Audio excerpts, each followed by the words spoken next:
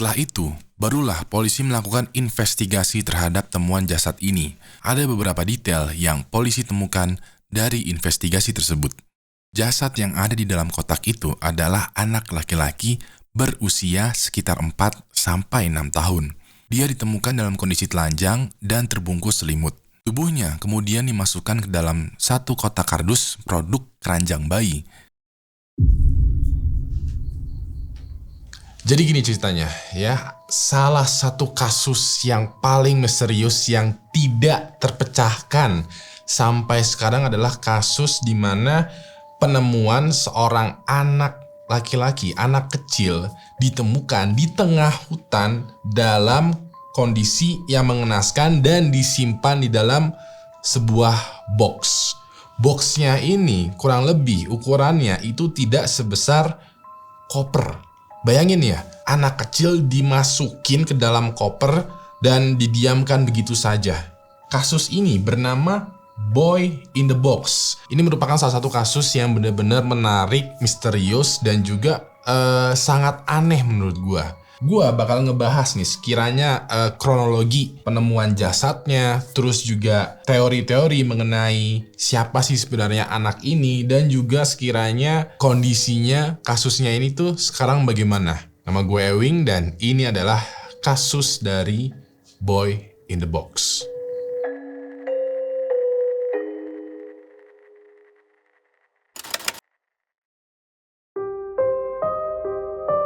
Pada Februari tahun 1957, seorang hunter atau seorang pemburu sedang berjalan di hutan di dekat Susquehanna Road, Philadelphia. Pada saat itu, seorang hunter sedang ingin memasang perangkap untuk menangkap hewan di hutan tersebut. Tidak jauh dari tempatnya, dia menemukan sebuah kotak kardus yang tergeletak begitu saja. Dia merasa aneh, kayak, kok bisa ya ada kotak kardus di tengah hutan begini? Begitu dia buka kotak kardusnya, dia menemukan sebuah jasad anak kecil berjenis kelamin pria meringkuk di dalam kardus ini. Si hunter ini kaget dan syok dan langsung kabur dari tempat itu. Menurut kesaksian selanjutnya, dia sengaja tidak melaporkan polisi karena dia takut dirinya terjebak atau terlibat ke dalam hal yang sangat mengerikan. Menurut gue satu sisi kayak lu nemu mayat gitu di hutan pas lagi sendirian dan gak ngelapor polisi. Satu sisi gue mungkin memaklumi, kayak mungkin lo takut dengan keterlibatan lo, mungkin malah lo yang dikiranya sebagai pembunuhnya lah, malah jadi repot dan lain-lain, jadinya lo berurusan dengan polisi. Tapi satu sisi juga kayak aduh, kayak kasihan gak sih kalau gak dilaporin polisi. Pada tanggal 25 Februari 1957, seorang mahasiswa bernama Frederick Benosis lagi lewat di daerah hutan yang sama. Dia melihat beberapa kelinci melompat di atas rumput pinggiran jalan. Dia berhenti sejenak dan memperhatikan kelinci tersebut. Dia melihat kelinci yang sedang bermain di hutan ini itu akan masuk ke dalam perangkap atau jebakan yang dipasang oleh hunter di cerita sebelumnya. Frederick pun berniat menyelamatkan kelinci itu dari perangkap hewan. Taunya, di dekat tempat dia berhenti, ada satu kotak kardus yang dia lihat. Setelah dia buka, dia melihat kengerian yang sama. Di dalam kotak itu terdapat jasad seorang anak laki-laki yang kali ini bentukannya sudah membusuk. Frederick kabur melihat kengerian ini. Dia sadar bahwa dia harus lapor polisi, tapi karena syok, dia baru melapor polisi itu keesokan harinya.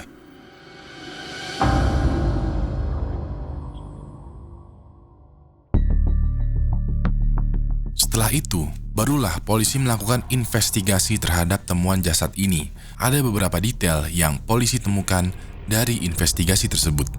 Jasad yang ada di dalam kotak itu adalah anak laki-laki berusia sekitar 4-6 tahun. Dia ditemukan dalam kondisi telanjang dan terbungkus selimut. Tubuhnya kemudian dimasukkan ke dalam satu kotak kardus produk keranjang bayi. Tinggi badannya sekitar 1 meter dengan berat badan sekitar 15 kg. Diperkirakan anak laki-laki ini mengalami gizi buruk karena badannya mirip dengan anak usia 2 tahun. Ukuran baju anak ini adalah 4 dengan ukuran sepatu 8D. Kuku dan tangan kakinya itu terpotong rapih. Rambutnya pendek dan kemungkinan baru dipotong kasar oleh seseorang. Tubuhnya diperkirakan polisi baru dimandikan atau dibersihkan sebelum kematiannya. Lalu ada luka kecil nih di pergelangan kaki kiri dan lecet di kepalanya. Ditemukan juga cedera di bagian selangkangannya. Kemungkinan paling kuat penyebab kematiannya adalah luka di kepala anak ini. Polisi yang menginvestigasi hal ini menjadi sangat curiga karena temuan jasad yang gak biasa. Kemudian, polisi mulai melakukan penyelidikan secara resmi. Mereka mengambil sampel sidik jari anak laki-laki ini. Polisi kemudian mencocokkan sidik jarinya dengan semua data yang ada di rumah sakit setempat. Tapi sayangnya, tidak ada satu data di rumah sakit yang cocok. Kemungkinan anak ini itu tidak dilahirkan di rumah sakit area Philadelphia dan sekitarnya. Karena biasanya sidik anak jari yang lahir di RS itu akan selalu direkam dan dimasukkan ke database. Satu media koran cetak bernama Philadelphia Inquirer mencetak 400.000 pamflet gambar dari anak ini. Pamflet ini dikirim dan dipasang di seluruh area Philadelphia. Publik menjadi tahu dengan temuan jasad misterius di dalam kotak kardus ini. Itu adalah muka dari si boy in the box-nya. Lu lihat sendiri, itu adalah muka asli lo. Ini foto asli dari boy in the box nih. Ini si anak kecilnya yang ditemuin di dalam kotak. Kotaknya adalah seperti ini gambarnya. Nah, itu dia di dalam situ tuh, meringkuk tuh di situ tuh. Itu bisa dilihat juga tuh di dalam kotaknya tuh, itu masih ada dia kalau lu perhatiin deh. Iya, nggak mau ngeliat gitu. Enggak mau ngeliat kok. Serem gila. Iya, ini menurut gua bisa dibilang kayak sedih sih, sedih. Ada anak kecil dibuang, nggak dikubur, dibuang begitu aja di dalam box, ditaruh di hutan dan udah dibodo amatin. Menurut gua ini sedih nih. Tempat penemuan jasad dicek berulang kali dengan mengerahkan 270 orang anggota polisi. Ada beberapa bukti yang polisi temukan di sana, yaitu 1. Kotak kardus produk keranjang bayi berukuran 38 x 48 x 88 cm dan dijual di JCPenney Store. Kotak ini dipakai untuk mewadahi jasad dari anak laki-laki tersebut.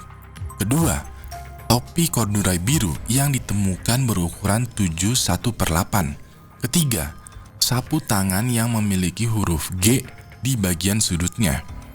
Polisi tidak bisa menemukan riwayat siapa yang membeli dan mempunyai barang-barang tersebut karena tempat pembelian barang itu juga tidak mencantumkan identitas si pembeli. Untuk mempermudah identifikasi publik, polisi membagikan foto postmortem anak laki-laki ini. Jasadnya dipakaikan pakaian lengkap, kemudian difoto dalam posisi duduk. Hal ini bertujuan agar publik membantu lebih mudah mengenali identitas dari anak tersebut. Nah, ini ada satu hal yang menurut gue agak beres, agak sakit, agak gila ya. Jadi si mayat anak kecil ini, si boy in the box itu dipakein baju, didudukin, terus difoto dan akhirnya disebar. Dan sekiranya siapa nih yang kenal sama anak ini? Ya kenapa nggak pakai cara yang lain? Bener, kenapa mesti didandanin, didudukin, terus juga difoto dengan kayak gini? Kayak menurut gue nih aneh. Polisi pun juga kayak apa sih yang dipikiran polisi ketika dia tuh foto si anak ini dengan kondisi yang seperti ini? Kayak ini aneh menurut gue. Nah, kasus ini tuh menjadi sangat populer ya di Amerika dan juga di dunia. Bahkan ini termasuk salah satu kasus yang tidak terpecahkan sampai sekarang. Walaupun begitu, ada beberapa teori-teori populer mengenai siapa sih sebenarnya si anak ini.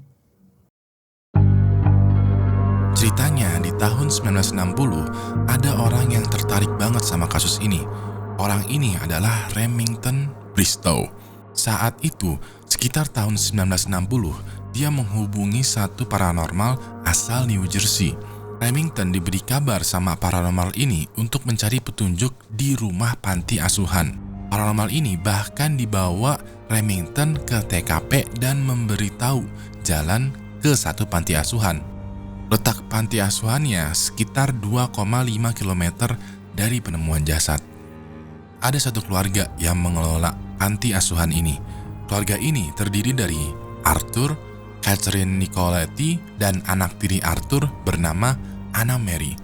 Remington percaya kalau jasad anak laki-laki tadi adalah hasil hubungan terlarang Arthur sama anak tirinya yang bernama Anna. Keduanya sengaja membuang jasad anak mereka agar tidak diketahui sama masyarakat.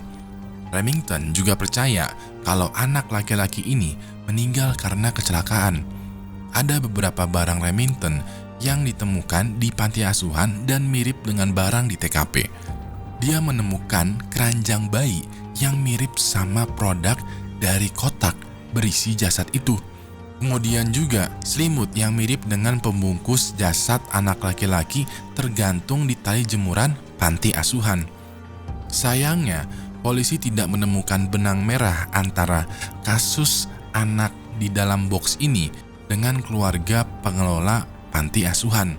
Arthur Nicoletti juga sempat diwawancara sama pihak polisi, tapi dia tidak memberikan informasi apapun terkait kasus ini. Dia bahkan menolak permintaan Remington untuk dites pakai alat deteksi kebohongan.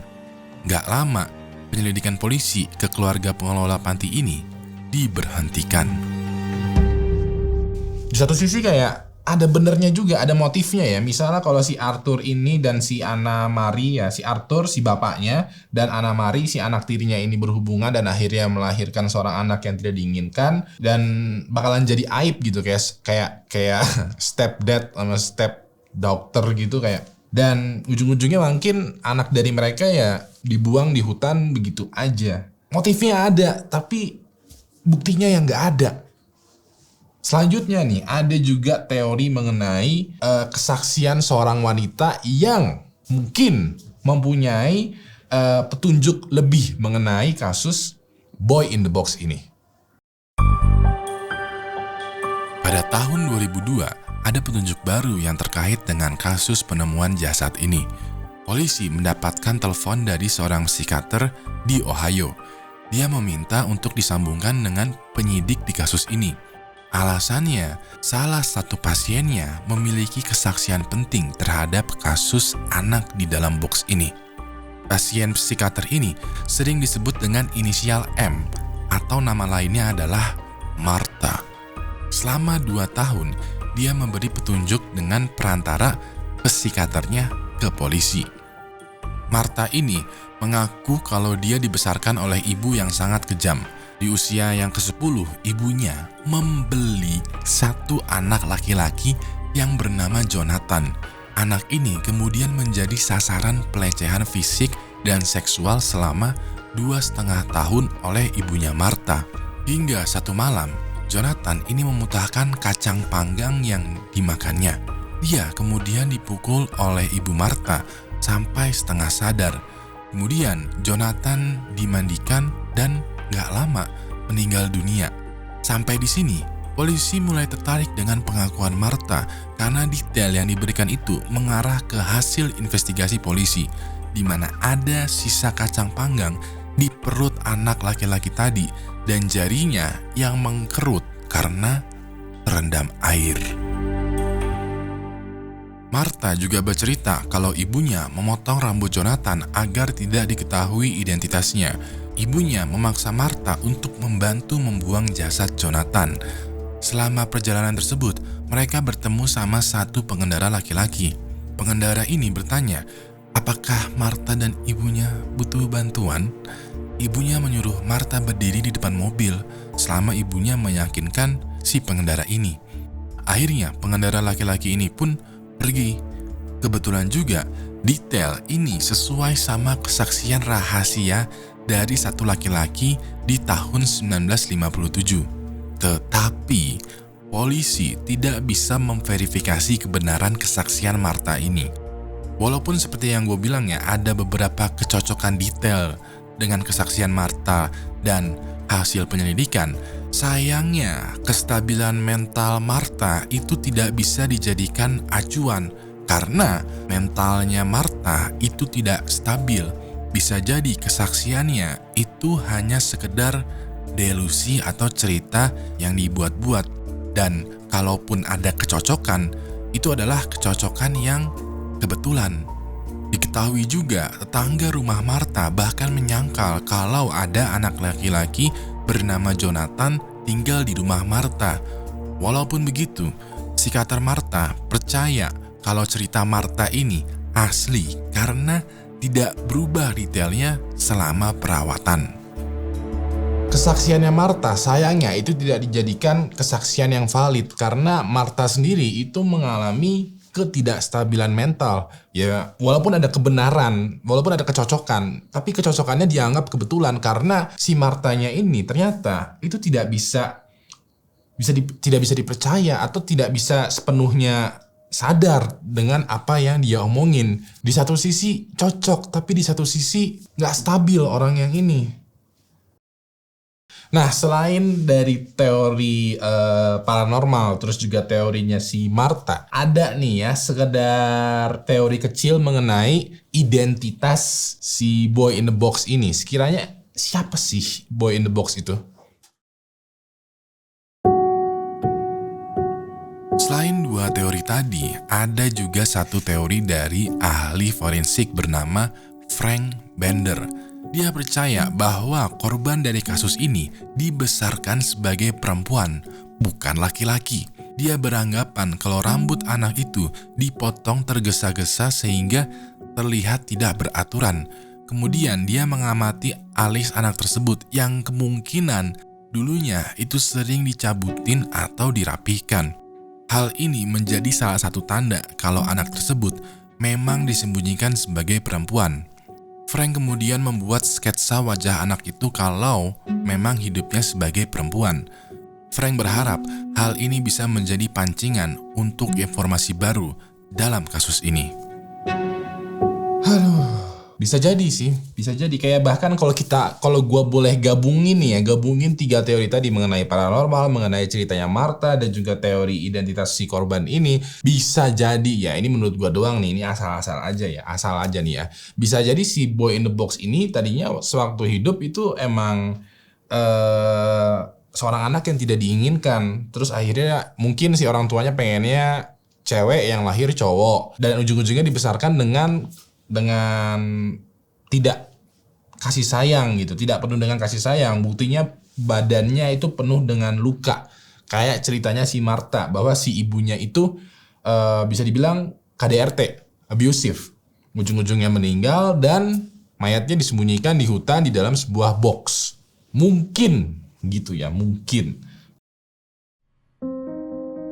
Dari sekian banyak usaha polisi dan orang yang ikut kontribusi, kasus ini ternyata belum terpecahkan. Sampai sekarang gak ada yang tahu nih siapa pembunuh dari anak tersebut.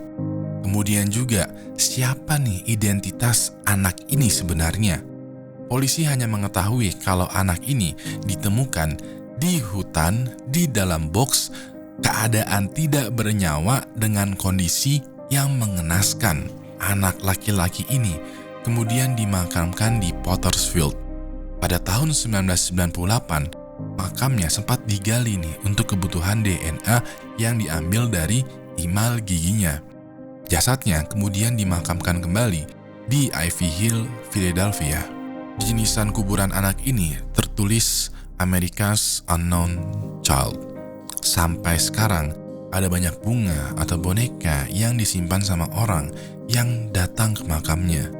Banyak orang yang merasa sangat berempati dengan anak laki-laki ini. Kasus temuan jasad anak ini akhirnya menjadi kisah pilu yang tidak pernah terjawab misterinya. Aduh, apa? Outro ya? Outro udah. Tapi menurut lu gimana, Dim?